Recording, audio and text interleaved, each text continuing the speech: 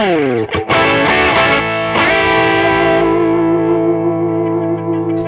back to Andertons TV. I've got a special guest today. It's going to be exciting because Adam from the Struts is with us today to talk about his new rock and roll relic signature guitar. Yeah. Neither of us have seen this yet, right? No. Not this actual one. You've obviously seen the prototypes and stuff of it. And I just thought we'd take the opportunity to talk a little bit about the Struts and, you know, stuff. Some of the other guitars in rock and roll relics, how you first maybe came across them and all that kind of stuff. Yeah. It's your video, so do you want to... So many cameras. Is the anticipation too much? Should we just do this bit first, or do you just feel like you want to build the anticipation? We'll talk about something else first. Let's open it. I'm like a kid at Christmas. I thought that might be the case. Let's tear off the wrapping Let's paper. go that way first then. Right. Well, look, I'm going to... I don't have anything. But... Every guitarist's best friend, the plectrum to get through the sellotape. Oh, I'll do the same this side. Yeah. Okay. No, you know what? My trusty plectrum. Actually, it's worked. Yeah. You can tell I work in a guitar shop. I've mastered the art of opening boxes with nothing but a plectrum. Hang on. Here we go. I mean, we probably only need to open this end. All right, cool. Let's go. Okay, it's in a case, so I feel it's okay for me, the one that pulls the case out, as long as you're the one that opens it. Oh, so it looks like a nice case too. Ooh. Is that white? Do you like that? I love it. So it's a big case, so I think we're sort of somewhat giving away the style of the guitar, right? Here we go. Oh, just rip it open. Rip it open. It's like a John Lewis Christmas advert, just on a lower budget. Thanks, Mum and Dad. Right. How do I do this then? Shall I... I'm afraid, yeah, you gotta put it on your lap with the lid away and or you could do it like a Pulp Fiction thing, so it opens and just the golden glow and nobody knows what's in it. So that's it. Here we go. Are you ready, ladies and gentlemen? Are you ready? Let's hope it doesn't fall out. Ready? 3, 2, 1. Oh yeah, baby! Hell yeah! Can't see it. Come on! You can't see it? Come on! Let me take the case. Oh, you got it? Ah! Hell yeah. I'm just going to say it before anyone else does. You've gone like Sparkly Noel Gallagher on us, haven't you? I have. That does look wicked. How cool is that? Good job, Rock and Roll Relics. Sorry about all the paper everywhere, everyone. Semi-hollow body junior. I'm going to call Single it pickup. Union Slack. Union Slack. That's a great name for a band. Your solo project. Yeah. Oh, that's badass, isn't it? Plug it in. We'll plug it in and then we'll talk about the journey and why that guitar and the single pickup thing. That's fine. We don't care about... Sorry. You go for it. Oh yeah, it might not be in tune. This is fresh from... Yeah, this is fresh from I guess, from California, right? I think so, yeah. It's been tuned down. We'll have a short intermission whilst we tune. I'm colourblind, but is it more like champagne-y coloured? Because it was... You're colourblind, are you? It's pink with and these bits are like luminous green and yellow. It's pretty eye-catching. Wow. No, it's black stripes, solid black stripes, and you're right.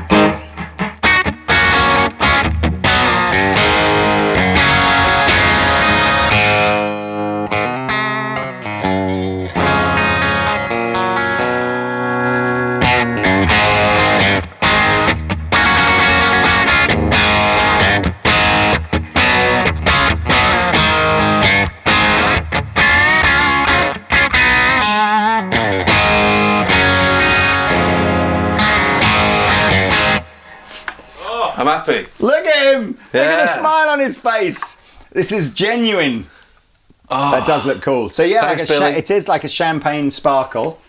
You're absolutely right, and it's that lovely textured sparkle. So it's more than just a metallic. You can actually see the flake in it. Yeah. And then actually is the black very slightly metallic? I think it is. Oh, it is. Yeah, that's what. With the lights on it, it's going to look amazing. Matching back. Yeah. That really is excellent, and I like the neck. Obviously, he's gone for could have gone black on the neck if he wanted, but no, he's gone full sparkle on the back of the neck. Stinger, is that what they call them? Yeah, that's great.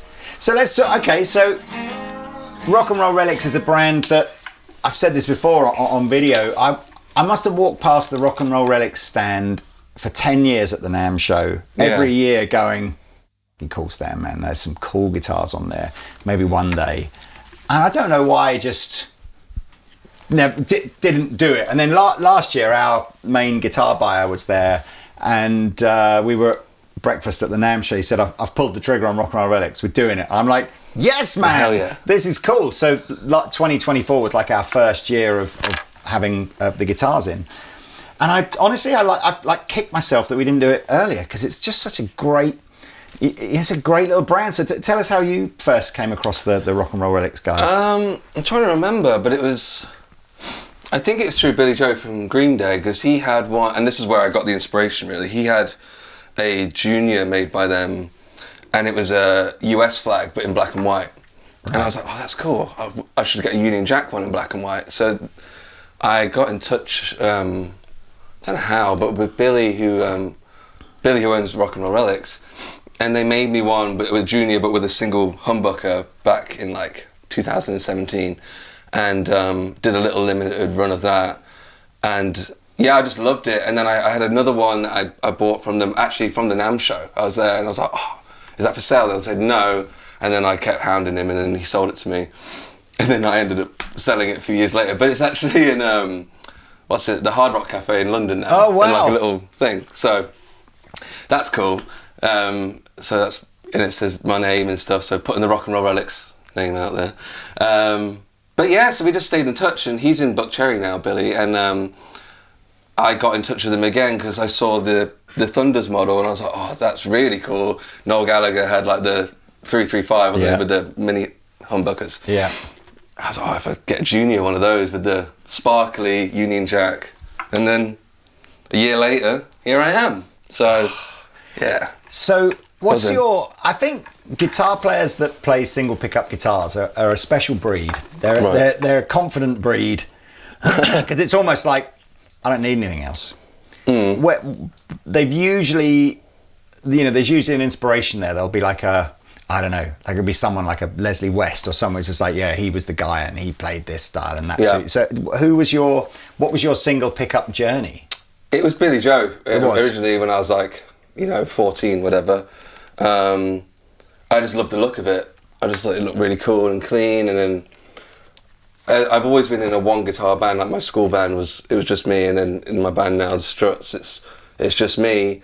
And I just find it easier to move the volume knob and the tone knob up and down, rather than switching pickup. Because I mean, I play Les Pauls with the two pickups, but I still, even now, will flick the pickup and the volume's down on the other one.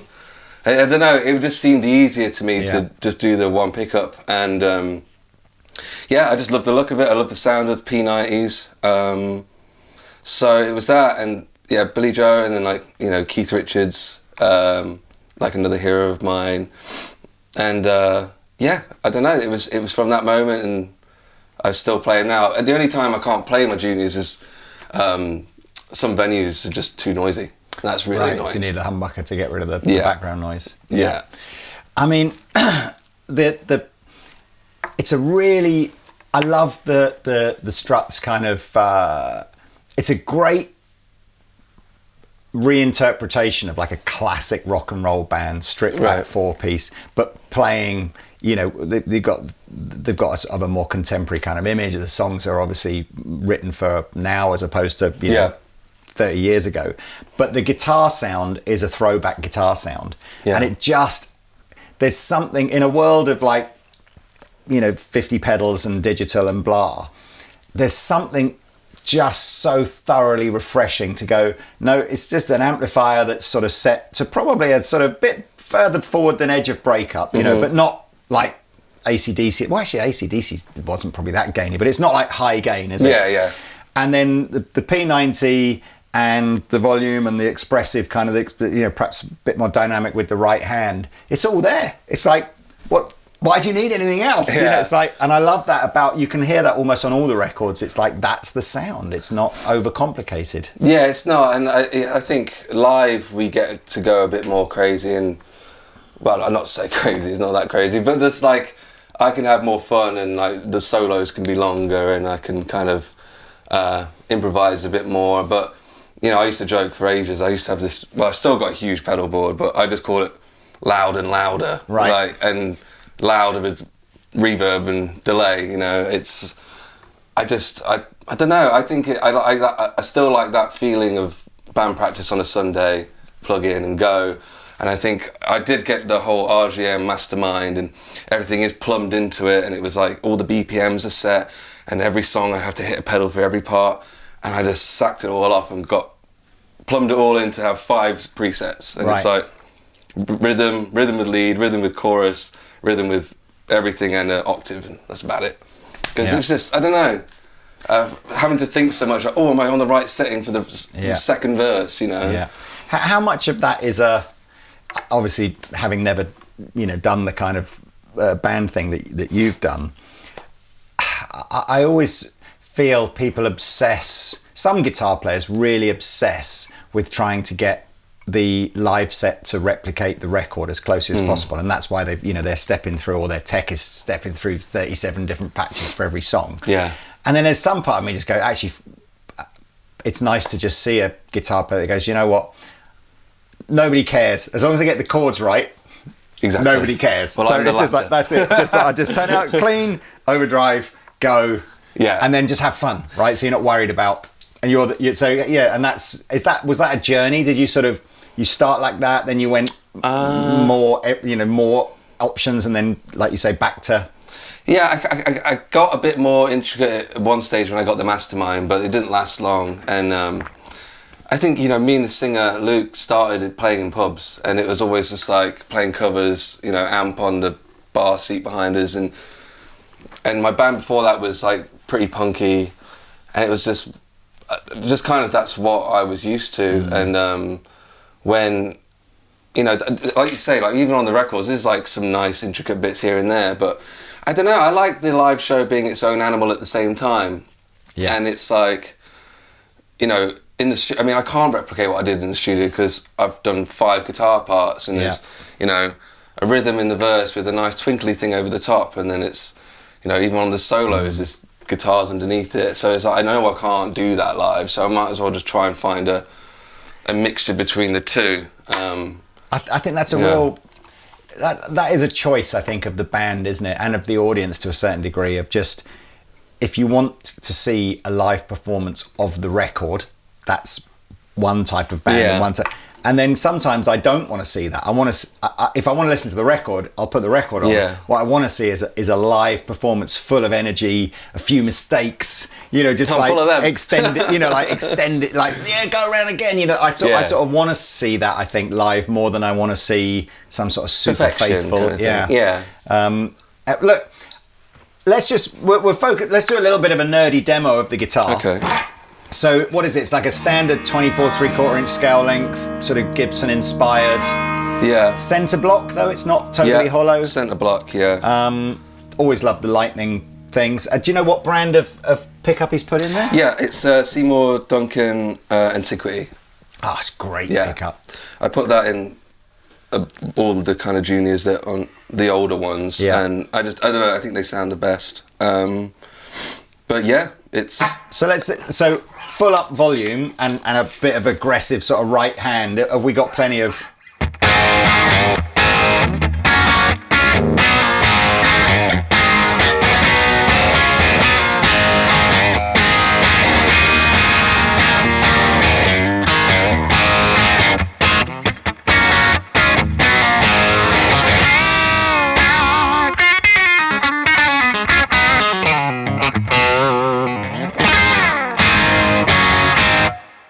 And just to show people how you literally, if you don't want to do pedals and all that kind of stuff, don't even turn the volume, just play softer. Yeah.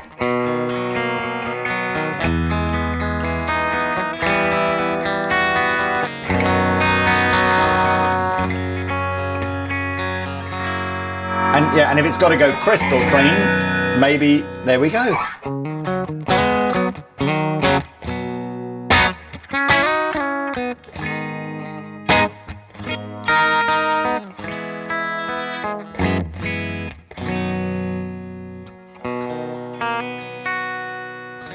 Yeah. Do you ever go near the tone control?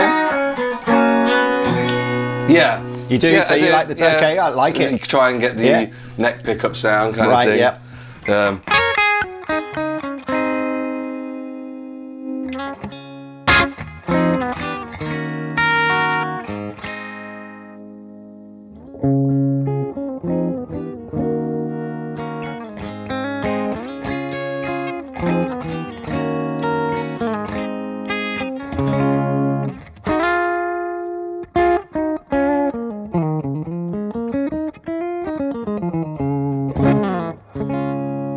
Yeah, it's lovely. There's like 5 pedals built in.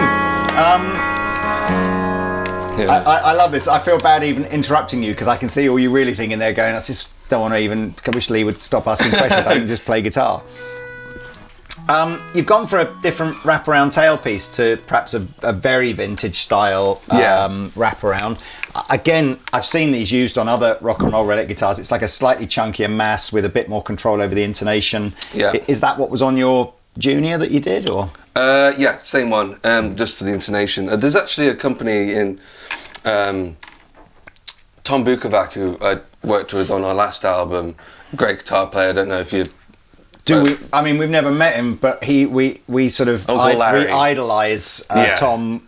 Everything about his playing and his attitude to life and everything like that, and guitar playing is just, we love him. So if he happens to watch and wants to send do it. this, So hi Tom. So yeah, so how was he? He got he's designed with someone in Nashville another wraparound tailpiece, which is doesn't have any of the things on it. The whatever you call them, the bridges, saddles. Yeah. But it just stays in tune, and everything's in tune all the way at the top. So they're really good too. But this is, if you're using it in the studio and stuff like that, the normal ones like that can just be really finicky. So yeah, just for tuning stuff. Yeah. It does look great. And what was it about the sort of the bigger, the 335 thing? Is that, I mean, you're quite a tall chap, aren't you? Was it an aesthetic? Yeah, was it an aesthetic thing to go for it, or is it a tonal thing? It's aesthetic for me. Yeah, just the bigger body. I just think it looks cool. It does look super. I sometimes think if you're below a certain height with a 335, it accentuates the fact that you might be vertically challenged slightly. Yeah. So you do. I think you need to be slightly tall, not physically to play it, just aesthetically. It kind of suits certain people. But let's go from one extreme to the other. Then I'm interested to hear how tonally the Thunder sounds different to the Lightning sounds different to a Thunder. And you're saying that apart from the fact this is a double cut, this is quite reminiscent, is it, of the first signature guitar that you had with? Yeah, except I did have a humbucker in mind. Oh, okay. Because similar, like, the problem with the venues we were playing, it was just, sometimes the stage was on a generator, so you just turn it, it was like, and I played one gig in Fort Lauderdale, because the only guitar I had was a Junior, and I had to play the entire show, like, singing it like this, and because of the lights and stuff, so... Isn't that crazy? I mean, again, we did a fairly big...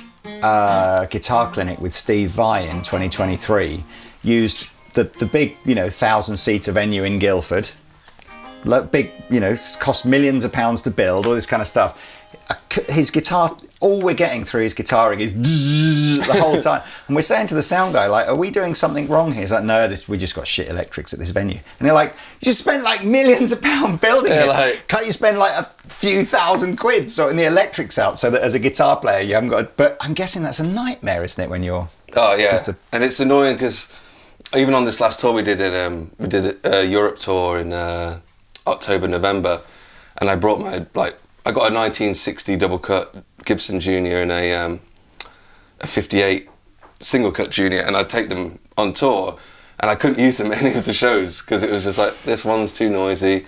And sometimes I've got a noise suppressor pedal, so like a gate basically to try and cut it out, but sometimes, especially because of Juniors, you're rolling the volume down and then the gate kicks in, so then you're like, oh, that kind of defeats the object. So what a bummer. Yeah. I mean, that is magnificent. But look, I'm just interested to hear how because when you're if we went to see a Struts show, do you want me to hold that? Are you the kind of guitar player that likes to change guitars every song or every other song, or are you sort of like try and stick with it unless something goes wrong? I'm take about 10 guitars with me and annoy my guitar tech, and then usually play 2. Fine. So once something feels right on the night, it's sort of stick with that. Yeah, because sometimes it's like, oh, this feels really nice, and then I look at the set list and he's there with the next guitar. I'm like, oh, I want to stay on this now, and he's like, fine, but then he has to go back and switch the buttons and stuff. But love it. Yeah.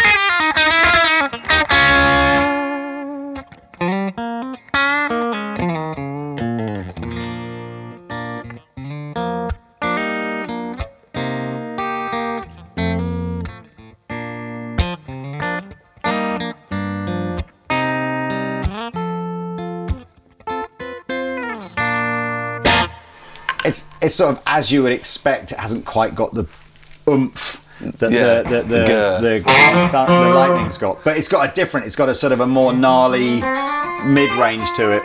Yeah. I don't think that's a Seymour Duncan Antiquity in there. I think that might be a Lola or something. Yeah, it's like different that. because the Antiquity, they're skinnier. That's right. what I've always found, and that looks right. like, yeah. It still looks cool. I'll be honest with you. It's like every year, half a dozen guitars come through Andertons that I sort of go, ooh, and I definitely think that the Thunders have been one of those that have triggered the, ooh, might do this, I don't know, but it's so cool. I kind of like I said, the single pickup thing I think says something. It says, I'm a confident man, I know what I'm doing here, we'll be fine. Yeah, there's not many, like, James Nichols, he's a single pickup guy, and in the modern world, not many. Yeah. Not many. I don't think that many off the top of my head, but I think it sounds cool. Who were you? I mean, you're obviously probably, certainly tonally, maybe even stylistically, it feels like your inspirations have come from probably like a 60s, 70s generation of guitar players. Yeah. Is there anyone that when you were growing up you could really go, yeah, he was he or she was the player that I don't know, resonated with me, and maybe I've felt like it's influenced your playing? At first it was Green Day, because it was like, I remember being 13 and at my friend's house and saw the Minority music video, and I turned to my friend Rowan and I just go, let's start a band. And he goes, we can't play anything. It's like, we'll learn. And then that was it, and then we started a band, and we were a band till we were 18, and we're still best friends now, but it just kind of went in separate ways. But it was kind of blinkers on for Green Day for me, and I was always like a songwriter first, so the guitar was just like an instrument to make me write songs. And when I met Luke in the band when I was like 17, turning 18, I just started. I got into Oasis just when I was like 16, and then when you fall in love with the band, you watch every interview that you can, and then they listen to like T-Rex and Slade and Mott the Hoople, all these bands from the 70s, and my mum would try to tell me about all those bands, but I don't want to listen to that music. But then I was like, oh, that band that you're on about.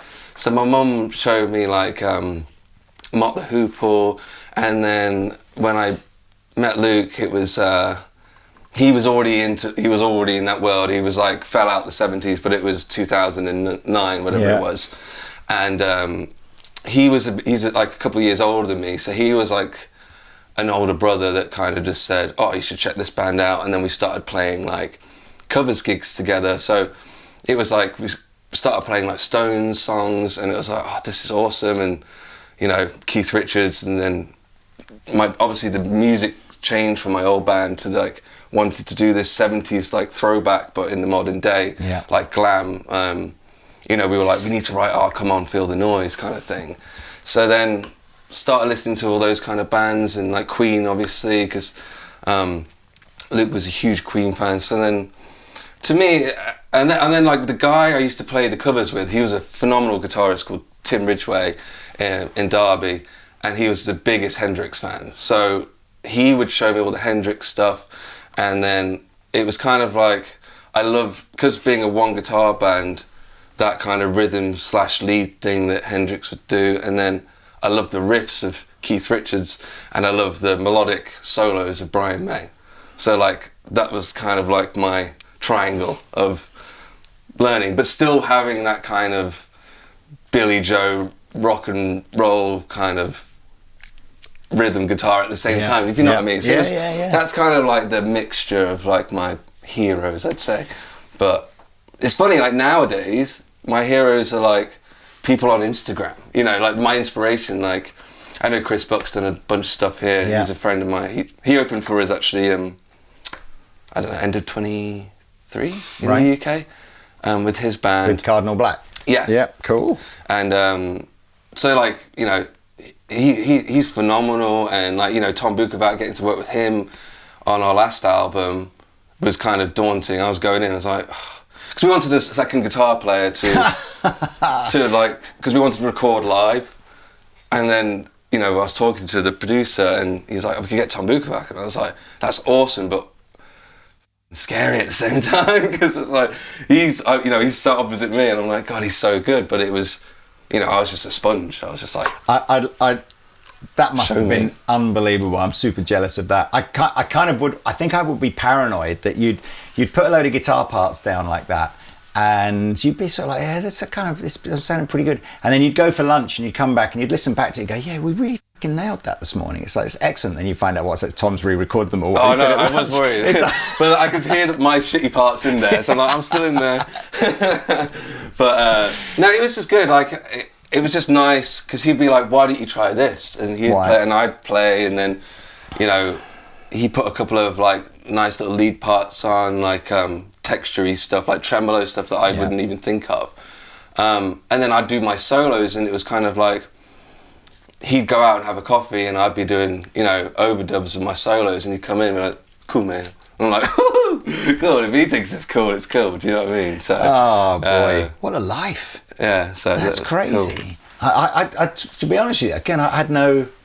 So were you doing some of the album stuff then in Nashville, or was Tom flying out to see you? No, we did it in Nashville. So what a joy. Yeah, we were writing for it was our 4th album, Pretty Vicious, and the record label has said, like, you guys have got to stop writing because you're never going to stop. You've got like 50 songs, like, just go and record them. So we recorded all the music in like a week, and then we did the vocals in LA, and then I went back to Nashville to do a couple more overdubs. So like the whole album was recorded literally in like just under 3 weeks, and not even, it was like 2 weeks really. So yeah, it was bizarre, but it was awesome because we had Tom, and we self-produced it with Julian Raymond, who was at our label, which was really cool because it was like having that control and getting to do what we want and being in the studio. And we had another guy called Tim Lauer who played piano. So it was like playing the songs live in the studio. It was like they already sounded like finished songs because we had 2 guitars, a piano player, and everything was mic'd up great. And yeah, it was really cool. Oh man, I mean, there was one comment you made, talking about putting the band together, that I just think, I do hope that it feels like we get a re-emergence. I think you said you were 13 years old and you were listening to something and you just said to your best friend, man, we need to put a band together. Yeah. And the whole, you know, it's like, it sort of feels to me that maybe for the last 5 or 10 years or so, less 13-year-old kids have been saying that, and I don't know if that's right, or maybe they haven't, but just there's been less venues for them to play at, so it feels. But you were saying back in your hometown, you've been back in Derby for a bit, and you were saying that actually it does feel like there are some, you know, grass shoots now, you know. So tell us about that. Yeah, so like when I started playing, I did my first gig with my band at the Victoria Inn in Derby, or the Vic we called it, and it used to be like, we'd be at school and trying to book a gig there, and it was just like, you'd have to book like 4 months in advance, and then, you know, it only holds like 130 people or something. but like on the walls it was like Biffy Clyro, like Noel Gallagher, and like Snow Patrol. Like it was the toilet tour venue of Derby, and then it kind of sorry Vic, but it was. And then it closed down when I was like 60. No, because we played those, the Struts. So we would have been, I don't know, 12 years ago it closed down, and then it reopened and they painted over all the walls, and all the mojo had gone. But I do a gig every year in Derby, like on my own with my old band, the one I said, let's start a band together. Yeah. And we do just a bunch of covers, do a couple of my own like solo songs. And at the Hairy Dog in Derby, and that's a great venue, and it's going strong. And now the Vic's reopened, and I'm seeing like only original bands, so no cover bands, and it's like, you know, young teenagers, you know, into like 20s, 30-year-olds too, but they're all doing original music, and they do it, and it's chock-a-block with gigs again. And I'm like, it's coming back, you know. Let's hope it is. It is. It's exciting, and I think guitar music in general is just coming back. You know, like when we released our first single in America in like 2015, and you know, still our biggest song, it was like, I remember the record label saying to us, like, you need to hide the guitar in the mix because it won't be played on the radio. And if you listen to that song, the guitar is really low in the mix.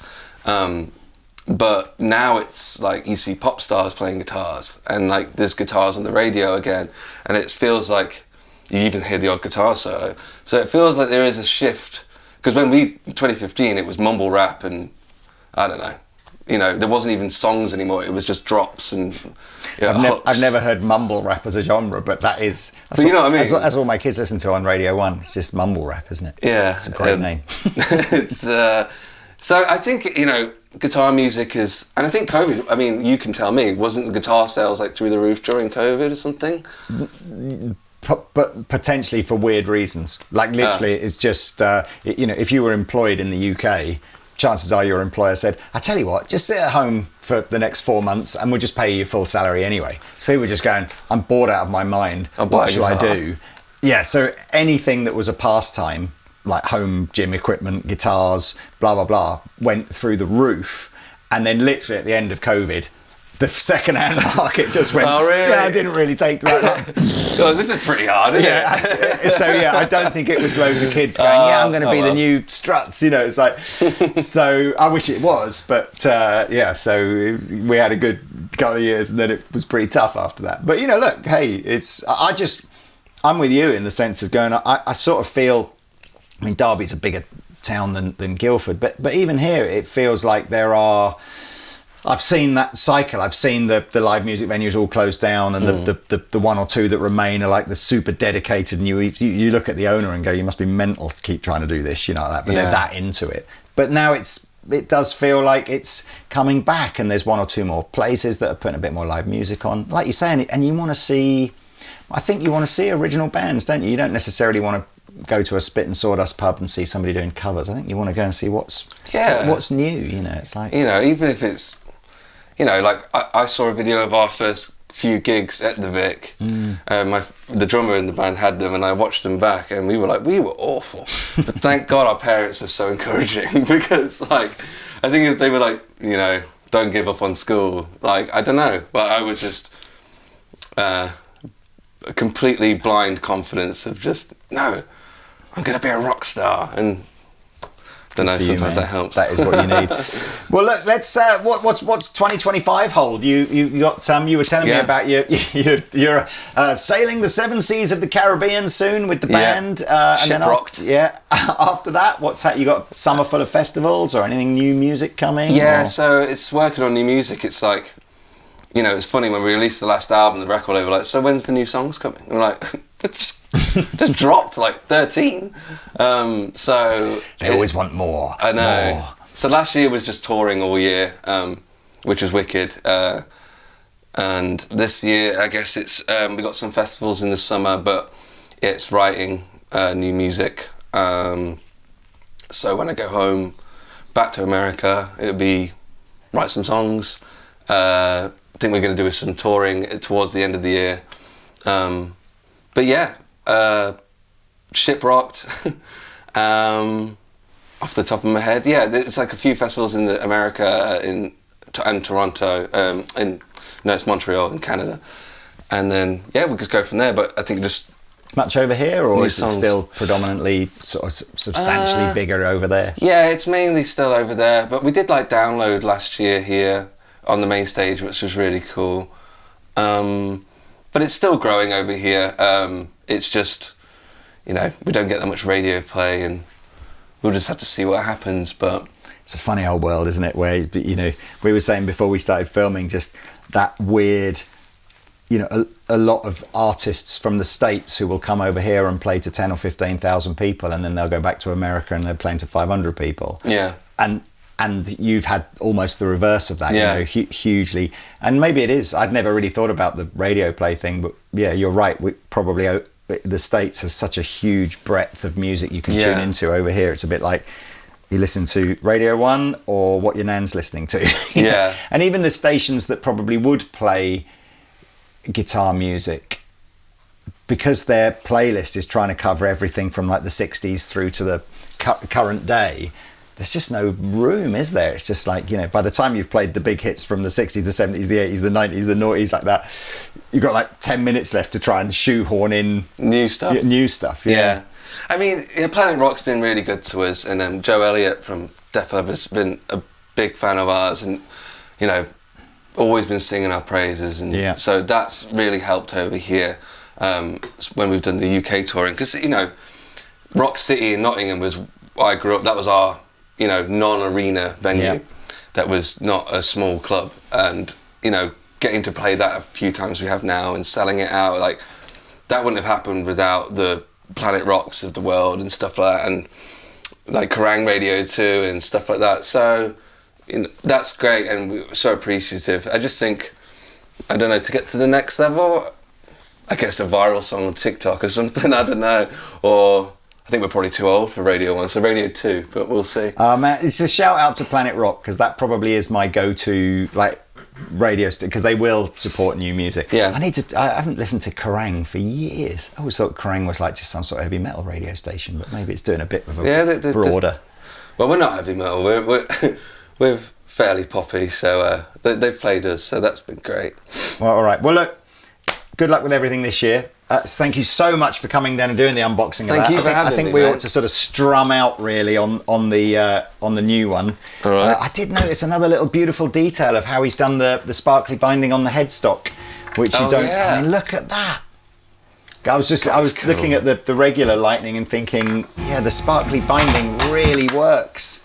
I'm very impressed. And honestly, if you've not tried, maybe you haven't even heard of Rock and Roll Relics, let alone played one, see if you've got a music store near you that stocks them, because they genuinely are just some wicked recreations of guitars that look old but are obviously brand new.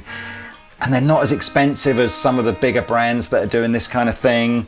I haven't played a bad one yet. Genuinely haven't played a bad one yet. So anyway, take it away, please. Don't know what to play.